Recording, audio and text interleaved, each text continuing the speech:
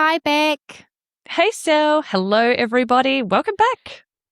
We are loving being back in your ears consistently Mhm. every Wednesday. But first, before we dive into today's episode, which is all about which parent should sleep train and how to make that decision, Mhm. I'm going to toot your horn, Beck, for a second. You ready? Toot, Okay. toot. Because Okay. I know you're not going to do it for yourself. But I, as your hype girl, will. Beck got a beautiful email from a family that she has worked with 3 times now, so for all 3 children. And I'll abridge it a little bit, but today we are celebrating Beck. It says, "Hi, Beck. Not quite sure how to start this email. There's so much to say, yet hard when it comes to putting it down in words. The short version is quite simple. From the absolute bottom of all 5 of our hearts, thank you." The longer version, and she goes on to say that she was pretty much dragged to their very first sleep consultant meeting with you back with baby number 1, and she had begrudgingly agreed to do it as they were at breaking point when their first baby was 14 months old, and had desperately clung on to the belief that sleep would eventually sort itself out. Plus, and this I think is something so that's going to resonate with so many listeners here, is that forming secure attachments with my kids weighed heavily. I now know that there can be much more to sleep training than the actual sleep. And turns out my kids are much more capable human beings than I ever gave them credit for. Who knew? And it says in brackets, don't answer that. Beck definitely knew. And guess bloody what? I still have 3 well-attached children, and she decided to use the interval method. So doing in and out, modified FIFO, whatever you want to call it. You can call it the MA method, okay? Beck Ma? Yeah, that's what I call it. And she says, I would even argue more so now that restorative sleep is back in our lives again, and that we've noticed that the latest baby's development has taken off with better sleep and structure. What do you know? Anyway, it's such a beautiful email. She goes on to talk about how approachable and super responsive and down to earth you are throughout the whole journey, all of the things that I know to be so true. And I know that you would never read this out loud, even if you wanted to. So I'm going to do it for you. So well done. Another happy, well-rested, securely attached family that is now reaping the rewards of better sleep. And I think it's so lovely to get those. So well done, Beck. And well done to that family. Thank you. Oh, yeah. They were absolute dreams to work with as well. Like all 3 children just took to it like a duck to water. But I also feel like it's timing. So, we always talk about it. When is the right time to sleep train, and it's when you're ready. It can only be when you're ready to do it. And then things start to fall into place. So this family was just amazing. Super friendly, super funny, really I was going to say, well, they go on to say that whether you like it or not, Beck, whether it's professional or not, we consider you our friend. And I feel like that's the case with so many of the families that we work with. And I think for you to have worked with all 3, like we know the privilege it is to be part of a family, not only for one baby, but the trust to keep coming back to us. Yes. And yeah, it is a friendship, isn't it, that we develop? I know, because then also families. Like later on down the track, and we have like refresher chats. So like for families who just want, like they might have completed the 2-week solution, there's opportunity to touch base every now and, like they could just book in for a 30-minute chat just to sort of get things back on track. And I just love doing that. I feel like there's many clients and families that I work with for years, just touching base every now and again, just to do the tweaks and the mods to the scheduling, or there's a regression, or they've come back from holiday and they just need a quick pep talk and all those sorts of things. So you do feel like you're part of the family for a number of years. So I love that. And you would get many, many emails and messages like that, Sally, across the board. It's always lovely to read. Today is about you. And I am so happy for you, and I'm so happy for everyone to hear about how amazing you are, because I know it, they know it, and now all of our listeners know it as well. Thanks. Now, okay, so this brings me to today's topic, which is all about how does a family choose which parent is going to do the sleep training at bedtime, who does it at bedtime, overnight, Can you chop and change? If so, how? How do you divide and conquer? And it's a really common question. I think it's a really good one. And once you know how to make the decision, I actually think it gives you even more clarity as you go into the night and into the plan. So, Beck, how do you coach a family through which parent, or do you have a preference as to which parent is the captain of the sleep training technique? I have a preference, but that's not to say that it can't be switched over. So ultimately, at the end of the day, the person that decides to do the sleep training at bedtime is the one that has the most confidence that they're going to be able to follow through and see it out. But my preference for that is typically if mum is the primary caregiver and is, doing bedtime the majority of the week, then I would encourage mum to do bedtime, the first settling, at bedtime for at least the first, say, 3 to 4 days. Mainly because there are times when I see dads take over the whole I'm totally fine, I'll do this for you, like it's I'm more than comfortable seeing this through. And sometimes babies have a way of sort of going, okay, well that's just dad's way of doing things, and they're totally on board with it, and it all seems seamless, and it feels like everything is sort of falling into place, and it's it starts to feel like, okay, we're getting somewhere. And then that's when mum, who might not have been super confident, comes back into the mix, like on sort of day 5. And then we sort of think, oh, the bulk of the sleep work is done. But then you insert mum back into the mix at bedtime, and baby's like, oh, cool, mum's back. We go back to the way we were ordinarily doing things. So I have seen this play out many times. And so for that reason, I try and get mum to do bedtime, because then you're setting the stage from the get-go of this is the new way. It is very different to the way that I have been doing things, but you set the stage and you follow through, and it's repetitive, so that then baby's skills start to develop and strengthen. Then you can put dad into the mix, and then dad sort of comes through with the following the plan of, what might, we're just...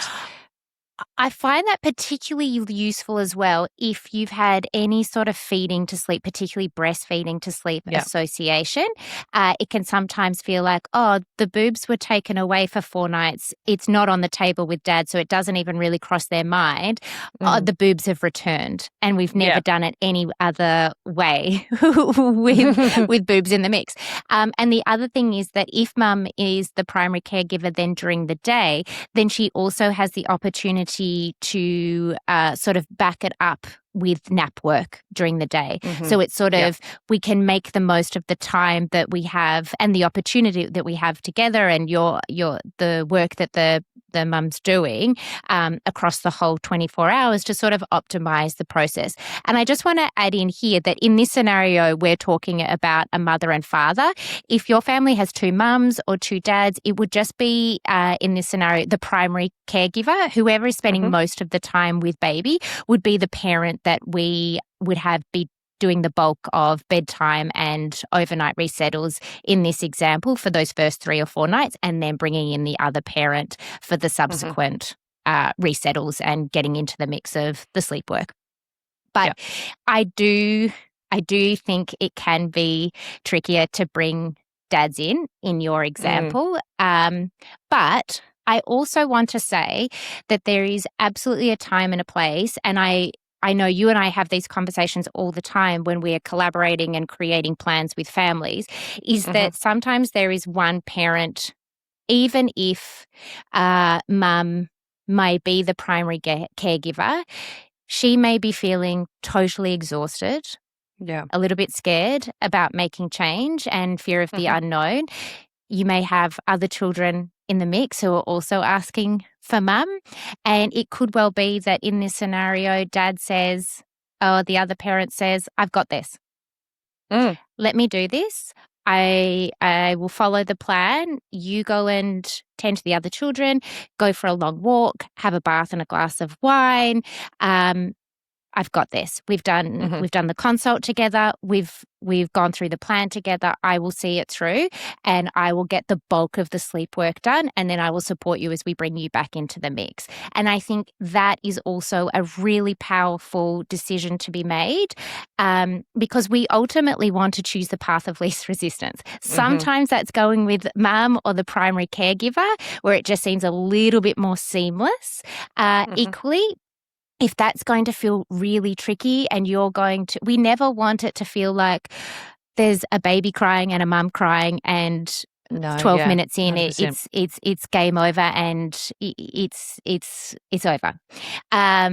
So we want to set you all up for success regardless of the technique. Right? Even if we have you sitting in the room or holding baby or rocking them all the way to sleep, we want you to be able to see it through to effectively make change. And so sometimes it is about working to our strengths. And even in my household, that would be me. I'm the one that says, that's fine, I've got this. Surprise, surprise, the sleep consultant. But even when mine were babies, it was like, no, I'm the queen of the plan. I'm going to see it through.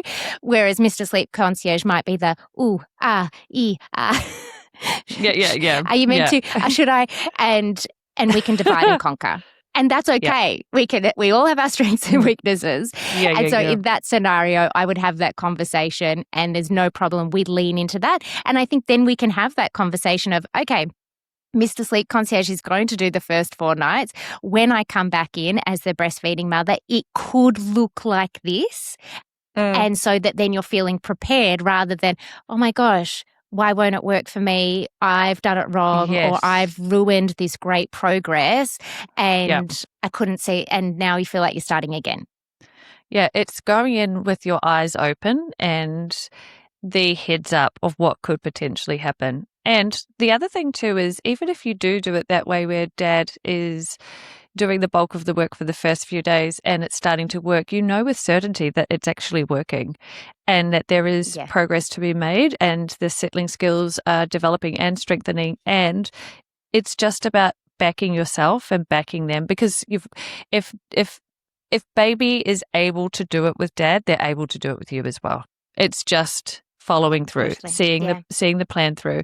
And we always go back to, you'll hear us multiple times. If you've listened to the episodes before, you'll hear us always say, you'll never see the benefit of what you're doing in the moment. It's the following night or the following settle that starts to pay off. So it feels really tough in that moment. Backing yourself and backing your child is just so important. That's what gets you through to the next sort of stage. And I think also if you're wavering on, I don't, let's say dad's going to do it. I don't think it's going to work. I think there's going to be more tears, or you doubt that. Just remember that people have us come into their house to do it, and babies will fall asleep beautifully. And babies will be resettled in the night, and we may have never met before. If you have a loving, consistent response and you've had your ducks in a row, it technically shouldn't matter who is doing it by the time we get to implementing the sleep training technique. Equally, residential sleep schools, a nurse will do it. So there is lots of scenarios where it doesn't have to be mum or the primary caregiver, and it is still incredibly effective and can work. Sometimes it's just it's an emotional decision though, sometimes, particularly at bedtime. You need to also check yourself as well. If you've made the decision that dad's going to be doing the sleep work, you're not going into rescue for dad let either. Him. Yeah, you've got to let him, even if it feels like, 20 minutes into it, oh gosh, that's not how I anticipated it to be. I feel like I could probably do a better job. It could be faster if I did it. Or they're asking for me if they're working with an older toddler. Yeah. The key is it can play out this way for you as well. It doesn't necessarily mean that they're doing it wrong, differently, that there's not going to be or that you've made the wrong decision with which parent. No, you've just got to let it play out and then decide who's going to take the next shift in terms of because decision. Yes, there is that scenario where it could be a little bit harder. We have absolutely worked with families where it's actually easier when the non-primary caregiving, like in many examples, the dad does it, and that toddler, particularly with toddlers or the older babies, respond far better than if they had mum sitting there for 2 hours overnight and dad sits there 5 minutes later, and they've done exactly the same thing, but they've responded really differently. So I think there is often, that's why we do have the conversation, and often families will already know who's going to do it. They'll have sort of decided, and then I can just help bring the decision home. But the next, I guess, follow-up question from that is, let's say we're doing, I mean, we could use any technique as an example. Let's say we're doing an in-room chair technique where you're just going to sit there. But let's say you've been sitting in there and at an hour you're like, I can't do this. Like, this baby is playing games and trying to grab at me, and like it's not working, and I'm bored and I'm overstimulated. Can I tap out and send in the other parent? Or if I'm doing timed interval checks, I've done the first 5. Can the other parent do the next 5? And can we tag team like that?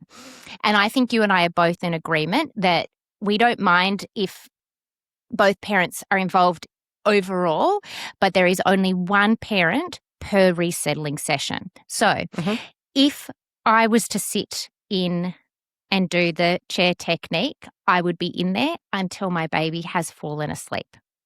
I don't come out and do a swap, because that is starting everything all over again. One consistent approach per resettling session. Now, that doesn't mean that at 9 p.m, if my baby wakes, that Mr. Sleep Concierge doesn't go in and pulls up the chair and does exactly the same thing, and he would need to see it through until baby falls asleep. He can't come out and say, actually, do you know what? I think they want you. If you're in, you're in. And it's the same with the timed check approach. If I'm on the timer and I'm doing the 3-pats and the shushes and all the things, or pick up, put down, I'm going to do it until that baby is asleep, but you're welcome to swap. So some families I work with will say, okay, I'm going to do the first half of the night, but dad's on early mornings. No problem. I just feel like, just going back to that struck such a massive chord with me when you just said, when dad comes out and says, I think they want you. Like, it just, like, it takes me straight back to, it's not happening fast enough for me. I want to tap out, because I always feel like sometimes dad's feelings get a little bit hurt, or the other parent's feelings get a little bit hurt. Or they start feeling helpless. Yeah, that's right. And then, like, this is taking too long, and it's getting heightened. And if you come in, like, you're the favorite person, like, come back in and just save it for me. Like, I want to feel better about it. But essentially, both parents should be able to settle their little one, and it's repetition, it's following through, it's holding steady, it's creating this expectation that both mum and dad can resettle. Like, you can be calmed by the both of us, and it can feel disheartening for the other parent when it doesn't happen as quickly as it might do for the primary. But I think it's just important to keep setting that expectation that both parents will come in and do a settle, so that then it's anyone across, like, if mum goes away for work, or, dad goes away for work, both parents feel confident they could go in and sort the situation out. I completely agree. And this is what I talk to families about all the time. And this is what I just believe for real life, is that we can have this perfect plan of where mum's going to do X, Y, and Z for all 4 nights, or no, the other parent doesn't ever need to do bedtime. Like, I'm always on it. But real life happens, right? And this always sounds so exaggerated, but in my head, I'm always like, but what if your appendix ruptured?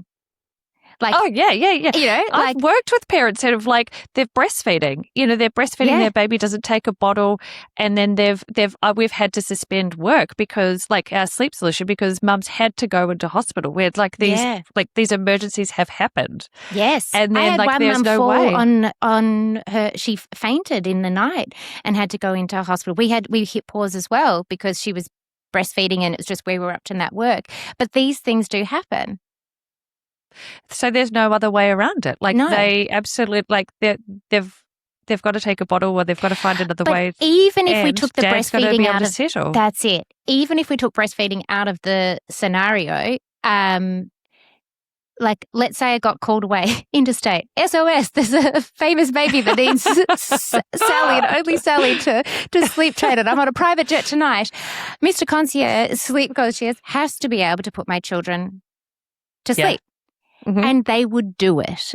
Even if it took until 10 p.m. I mean, that doesn't happen in our household. But, if it was this really random ad hoc thing, it would absolutely work. They would figure it out. Maybe they've fallen asleep together. Something is going to happen where everyone falls asleep. They will muddy their way through. It will be okay. And so I sort of think, well, let's not end up in that scenario. Let's have both parents completely equipped and empowered. And yes, still in my house, sometimes it's easier if I do it. Oh, yeah. Than him. Yeah. Like, I think that's just a fact of life as the primary caregiver and as a mother. Mm-hmm. It's so incredible to be loved that much. And also, one night a week, I'm going to go to Pilates. And Daddy's going to do it. We actually now, and we've only started it, I would say in the last 6 months, we now alternate bedtimes. So he does Monday, Wednesday, Friday this term, and I do Tuesday, Thursday, Saturday, and on Sundays we do it together.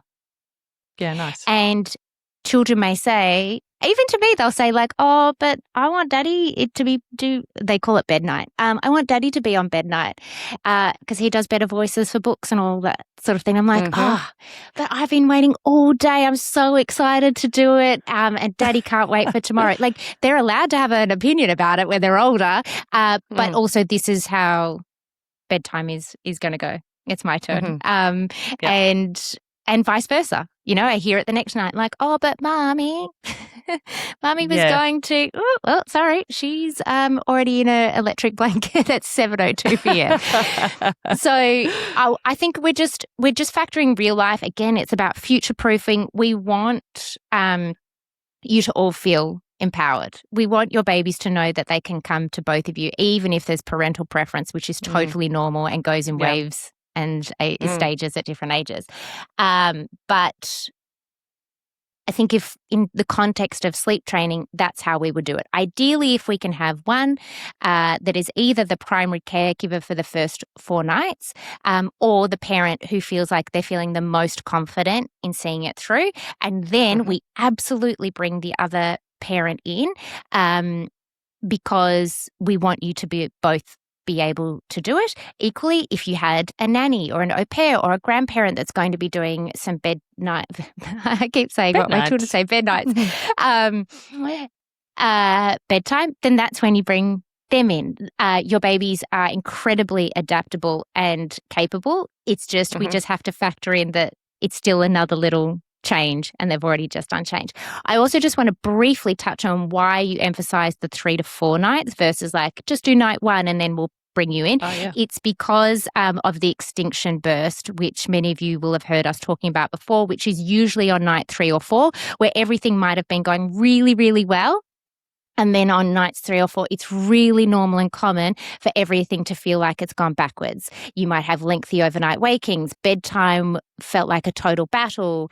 You hadn't had tears up until night 3 or 4, and now you suddenly do. You've got, or maybe you just hear from them like every 45 minutes overnight, but you don't actually have to do anything.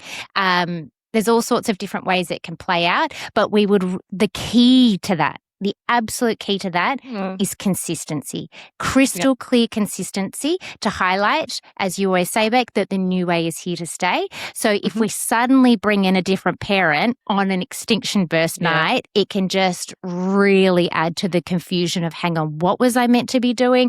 This is new. I was already struggling a little bit. So we just like to keep it as sustainable and smooth as possible so that you all breeze through it and then it is an easy reintroduction of the other parent.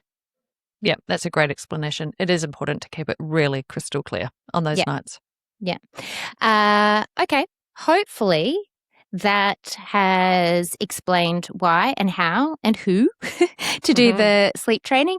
And of course, you are more than welcome to divide and conquer, but please just one parent per resettling session. And I'll even add, when you then swap, let's say I've done bedtime and then Mr. Sleep Concierge goes in at 9 p.m, he needs to do exactly the same thing as me. So if I did 3 pats and said, "Night, darling, I love you," he can't go in and roll the baby on their side and sing Twinkle, Twinkle. Oh, yes. Yeah, it has to be the exact same technique and response. And that's sometimes why it is easier just to say, "I'll just do it." Or you just do it, because then we're not wondering like, did you pat the left shoulder or the right shoulder? Did you put the dummy in the hand or the dummy in the mouth? Oh, but the girl said don't. So take all of that into consideration when choosing who's going to do it, and be a pillar of support as well. Regardless of who's doing it, it's teamwork. Absolutely. It's teamwork. 100%. And if you're a solo parent or a FIFO parent, I've definitely seen families where like the mother will ring a girlfriend and be like, I think I need to sleep train, but I'm so tired. I mean, solo parenting or single parenting. Yeah. And that mother is like, "That's all right. I've sleep trained 4 of my own. I'm coming over." Oh, yeah, that's so and lovely. And they do it together. Yeah.